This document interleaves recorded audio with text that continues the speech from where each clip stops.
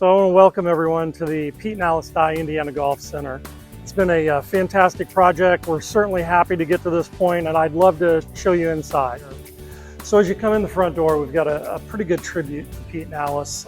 Their impact on not just Indiana golf, but golf worldwide is certainly significant, and we wanted to pay a fitting tribute to them. So as you walk in the door, you can't miss the Pete and Alice Dye tribute. Our feature wall, Indiana Golf, with the monitor showing the various associations that fall under our headquarters. What we try to do in the Hall of Fame space is really recognize those that have had an impact on the game. And not a lot of glass display cases with trophies and clubs, etc. We really wanted this space to be as interactive as possible. So for every area you go into, whether it's service to the game, which honors our past presidents and our Cliff Wagner Award winners, or it's the Hall of Fame space, or past champions, or our PGA professional space, it's really dedicated to recognizing those individuals that had an impact in those various areas. And they're all set up with touchscreen monitors. So for instance, you go into the PGA professional area and we go in, we touch on the monitor, and then it's going to pull up all of the Indiana PGA annual awards. So let's look at Golf Professional of the Year. And it's going to scroll down the list of all of our past champions, starting with 2024 and working its way all the way down. So kind of a fitting tribute and an interactive tribute to those that have had a major impact on the game. The three display cases that we are going with are really recognizing a few individuals that we feel had the most significant impact on the game of golf in Indiana. We have one display case that's highlighting Fuzzy Zoeller and Sandra Spisak.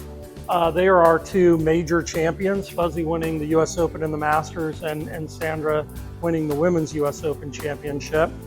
Then we have a display recognizing Jim Gallagher Jr. and Bill Kratzer III, clearly probably our two most prominent tour players over the years. And then the last display case is kind of more toward the administrative side of things, recognizing Ted Bishop and Mickey Powell, two past presidents of the PGA of America, and John David, who was very instrumental in forming the Indiana Golf Association over the years and really doing a lot of work when he served as secretary of the Indiana Golf Association. So if we go over to the Hall of Fame space, we've got both room for the High School Coaches Association and the Indiana Golf Hall of Fame overall. And these monitors, when you touch on these are a little more interactive in that they'll pull up the various years and inductees. So if you tap on Jack Barber, for instance, it's going to pull up a bio on Jack and talk about his awards and then a little paragraph about him. So you can scroll through and check out any Hall of Fame member and get that information. So kind of a neat way to recognize those in the Hall of Fame versus the kind of the static plaques that we had at our old facility. And then the final thing kind of point out in this area, or one more thing to point out in this area, is our USGA Past Champions wall. Again, in our old facility, we basically had pictures of the champions. This takes it a little further. It's got a little bit of a write-up about each of our USGA champions. So then as you stroll out of the Hall of Fame space, we go into the administrative space, which is really obviously why we exist, is to carry out the services and programs that we're doing for the game of golf in Indiana. Prior to getting to that site, we've got our 5 major championship trophies. And underneath each trophy, it has the 2024 champion, hometown, the host course of the tournament, and the winning score. And obviously, those will be changed out every year. But those are recognizing the men's and women's amateur, the men's and women's opens, and then the Indiana PGA Championship as well.